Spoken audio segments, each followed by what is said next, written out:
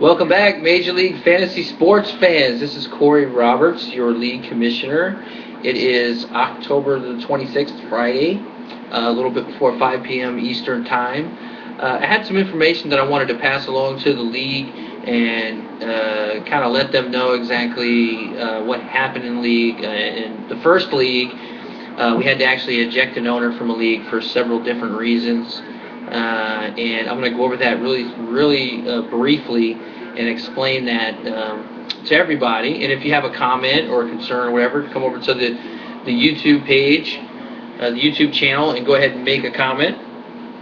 Say what you feel. Your opinions are warranted and appreciated one way or the other. We had a specific owner. I won't go by a legal name, but that owned a team called the Cowboy Killers in League Number 1, who's played in our league. I think this was his 4th year.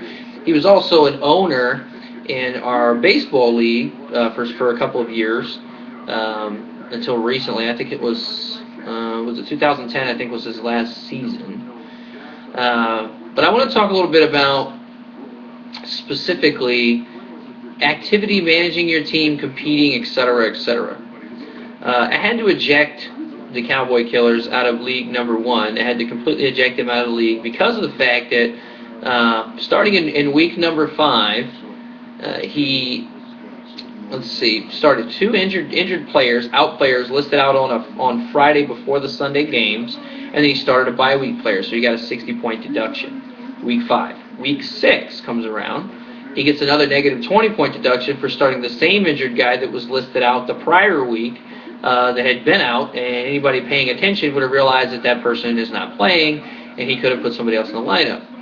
Well, the straw that broke the camel's back in that situation was this past week. Now, in this past week, I had to dock him 60 more points. So he started 2 guys on a bye, and the exact same guy that he started the previous 2 weeks that was out, that was listed out on a Friday, just as previous 2 weeks was before. The guy's not playing. And he decided he just didn't want to field anybody on his team. So over a 3-week span, this guy got docked almost 140 points. Now, that, first of all, not only does he not care about his own team, and does not care about the competitive balance in the leagues as a whole, he obviously doesn't care about the money he invested in the league either, because if he did, he'd be paying attention. He actually has a pretty good team overall. Anybody that wants to review what his team looked like can do that. Just go to the blog and click on the link for League Number 1, and you'll see that he actually has a pretty good team. And if he was actively managing and maintaining his team, he should be a hell of a lot better than 1-6. So this guy at this point is 1-6, and has completely based on his inactivity level and not his team. Well, I was fed up with it. Sunday afternoon, with those 3 holes that he had, he goes on the waiver wire and picks up 2 players. He picked up Santana Moss for $5, and then he picked up, which is not a bad move. Obviously, I kind of bet on him too because I figured he'd have a good game against the Giants, which he did. Not bad. But he also made a waiver wire pickup for $5 for a quarterback. Now, one of the bye week players that he actually ended up starting last week was a cornerback. But somehow magically, Santana Moss ends up in the lineup, even though he picked him up Sunday morning, but the cornerback he picked up to fill the bye hole did not. I was just astonished by this. I was like, what? This is ridiculous. Like, what? How can you put Moss in, but you can't put the other guy in, and you can't pick up a safety to fill the hole if the guy's been out for 3 weeks? You do all this stuff. So for me, it's either one of 2 things is going on here. He's completely incompetent, right? One of 2 things: either incompetent or he's just doesn't care. Either way, either one of those 2 ways is not good for any league. So we have to get rid of this person. He has to go, and regardless of that, of whatever the rationale is behind it, oh, well, I'm too busy, this, that, and the third, that is such a cop-out line of bullshit. If you don't have that much time to play, then you shouldn't play altogether. Every single person in our league has lives and jobs and everything else. Total line of crap, and none of us here are stupid. We've all been around the block before. So I had to eject this guy from the league. Now, this guy's history probably played a big role into me having to do that. 2010 in the baseball league, same situation. After repeated warnings and a lot of help and patience and everything else I did to try to help him compete in the baseball leagues, he stopped tending his team about halfway through the season and was tanking every week. And other owners were getting victories over him, large victories. In baseball, it's completely different than football. That were basically making the standings askew and affecting it in a negative way. I had to go in and kick him out of the league and take over the team and maintain it for the rest of the season, putting the league's best interest against my own, considering that I'm also competing in that baseball league. So I had to maintain his team on top of my team, which is ridiculous, and I shouldn't have to do that. But I did it. I gave the guy a chance, whatever. He had historically done pretty well in the football league. But this year, I'm not going to put up with that nonsense anymore. And I'm not going to be the one that's going to pay for it financially. I'm not going to be the person on the hook for that thing. Somebody runs their team into the ground at 1-6 and has obviously abandoned their team or is incompetent or doesn't give a shit. You are going to be ejected from the league, and whatever funds you have not spent are going to be given to the new owner. It's going to be given to the person that comes in to take over your team. And if that situation occurs, the new owner that hasn't put any monetary consideration in the league is not just going to be handed over money if he somehow magically gets lucky and wins the money. That person it's going to be mandated that they put a pledge, if they do win any money, to put their cash down for the following season out of that money that they do win if they're lucky enough to win it. This situation, our leagues, we've never had a 1-6 team ever come back and make the playoffs. If you're 1-6, your chances of making the playoffs, at least in our format, are pretty much zero. I'm not telling anybody else that's 1-6 to give up and not play. I think you should, because at some point somebody's going to break the mold. But at the end of the day, what this really does is if I don't penalize this guy after repeated, just ignorant, uncaring behavior, it sends a bad message about me, actually, because it says that I can't maintain and manage the leagues, and I can't keep the owners in check and make them play fair, or make encourage them to keep maintaining their team to play in the leagues, because it's all about activity level.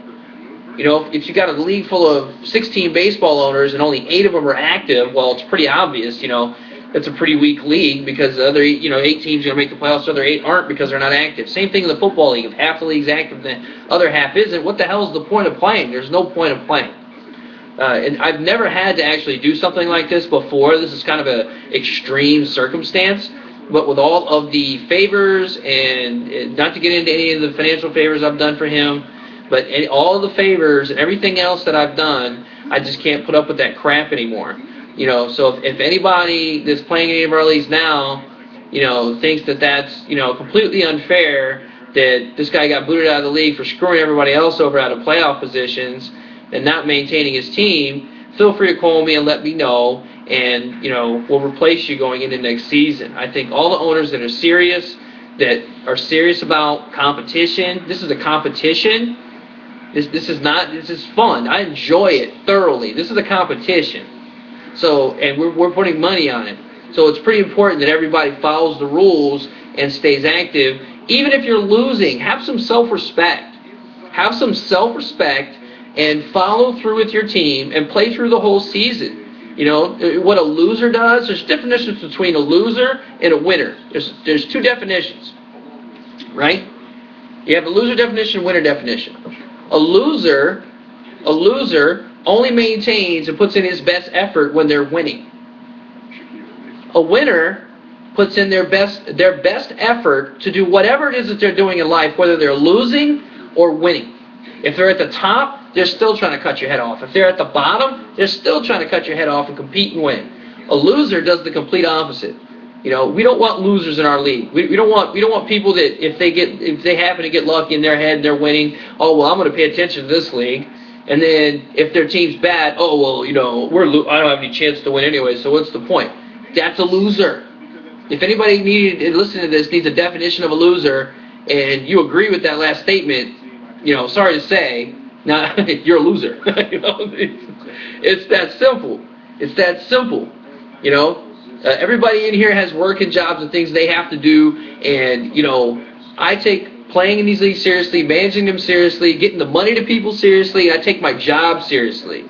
So, you know, at the end of the day, dealing with bullshit like this is nothing more than a waste of my time, as well as a waste of other owners' times who might call up on the phone and ask for their opinion. Hey, what would you do here? What would you do here? Do you think I'm doing the right thing? I've talked to 10 people so far in both of the leagues. I haven't had one person disagree with my decision outside of one person, and that one person knows who he is. I'm not going to call him out over a video. So, you know, at the end of the day, all we want here is, guys, stay active. Have some class. Have some self-respect. Manage your team correctly. You know, the league's a lot of fun that way. It's not fun when we've got teams that don't give a shit, that don't care. And anybody that's willing to throw money down on something that doesn't give a shit is a gambling problem. We don't want people in our league with a gambling problem. All right? If you're coming in a league and you've got a gambling problem, and you come in, you put $200 down on something, and you lose 2 times, and then you don't want to play anymore, you got a fucking gambling problem, and that's not what we're looking for. We're not looking for gamblers in either one of any of our leagues. We're looking for people that are looking to build and manage and create either a Major League Baseball team or a National Football League team from top to bottom, manage it, and their results are going to be based on their ability to manage, to draft, to pick up guys on the waiver wire, play matchups. There's tons of expertise and things that you have to do in order to win our leagues. You know, that's the whole concept of it. We're not looking for people that are in here looking to gamble. You know, that's not the idea. You know, the idea is to compete and win. The money is a result of you playing and participating. And we can't have people in our league like the gentleman I had to kick out in the first league. It's just not possible, and I won't allow it. I won't allow that to happen. I won't let somebody do that to you, to everybody else in the league that's trying to compete. So that's all I have to say about that specifically. I do want to give a little bit of props to Jason and David in league number 2 that are 7-0. They're doing really good. I think they're in the top 4 or 5 in total points in both leagues. So they're doing very well. As well as Mark Foster in League 1. I think he's got the Miami's Better Pro team, is by far and away the leader in total points scored. It's done a great job. We also have a new owner in the Major League Fantasy Baseball. One of our owners had to back out for a number of personal reasons. Outside of, loved the format, just needed to, didn't have the time to maintain a baseball league anymore, which if the football guys that are playing here, if you ever maintain a baseball league, it's 10 times the work. So, you can understand. Greg, actually in League 2, excuse me, is going to take over a team in Major League Fantasy Baseball. So, welcome, Greg, to the format, and all the other people in the league. Send him an email, whatever. Welcome him to the league. If you have any advice for him, I would really appreciate if you sent him an email and just said, hey, think about this, think about that. This is a new concept or new format for him. So, he's going to have a little bit of a learning curve. But that's all the information that I have at this point. I want it to be very clear and, very direct with everybody. And, I could care less what you guys do with your money playing along the league, as long as you're competing.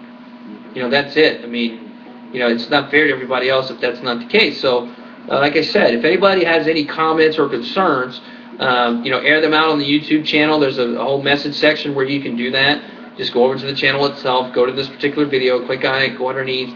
There's a message section. You can make a comment there. You can start a thread on one of the message boards in the football leagues or the baseball leagues, whatever it is that you want to do. Or you can call me directly, email me, whatever, if you have any kind of concern. Especially, I would really like to hear from the people that vehemently disagree with me.